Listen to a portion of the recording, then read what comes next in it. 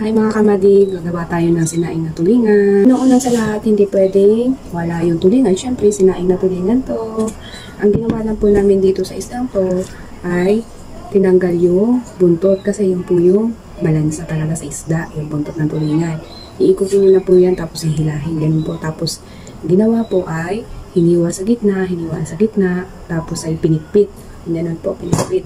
Ganun po ang aming ginawa. Ang sunod po dapat ay may konting luya. Pagkatapos, ito yung nagpapasarap, yung kamyas. Tapos, ang asin.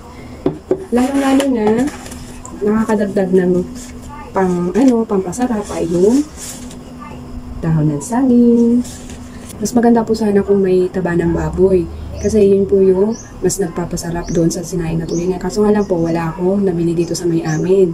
So, pupunta ka pa ng bayan para makabili ka. Wala naman po akong oras para makabili ng taba ng baboy, kaya hindi ko na lang palalagyan.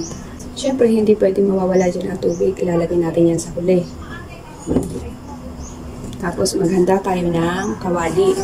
Ang gagawin po natin ay maglagay tayo doon sa pinakailalim ng dahon ng saging. Ito po ang pinili kong kawali kasi sa kugon ko po isasalang para mas masarap kung sa kugon. Kasi kung sa gasol or sa stove, isasalang, matagal na oras po, maaksaya sa stove at saka yung iba yung lasa niya sa kugon.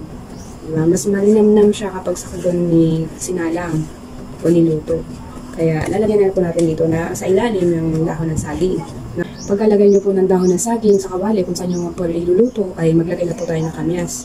Sa ilalim po ito, kamyas. Tapos, konting luya. Tapos, gagawin nyo po, bago nyo po ibalot sa dahon ng saging yung isda o yung tulingan, kukuskusan po muna natin siya ng asin. Konting-konting. Hindi po kami parami. Ayan. Tapos, tsaka natin siya ibabalot sa dahon ng saging. Dito po banda sa may ulo kasi yun po yung kahit na sobrang lambot niya, hindi po yan maghihiwa-hiwalay. Yun po yung purpose niya. Yan. Ganyan po. Tapos ilalagay na natin.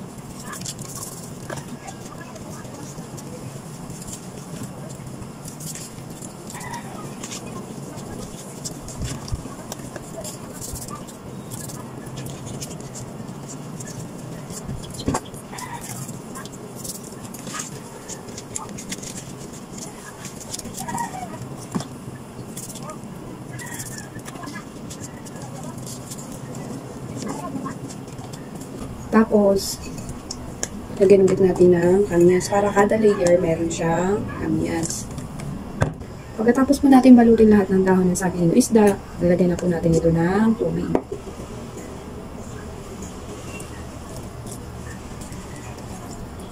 Lalagyan natin ulit ng asin.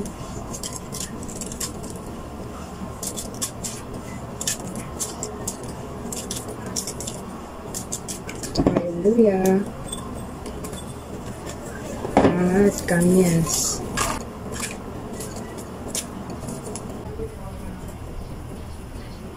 Ayan po ang itsura kapag nabalot na siya ng dahon ng saging.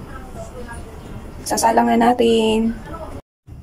Hi! Magpaparingas na tayo ng apoy o ng uling para sa sinaing na tulingan. Mas maganda kasi at mas masarap kung sa ugon natin isasayang sinaing na tulingan.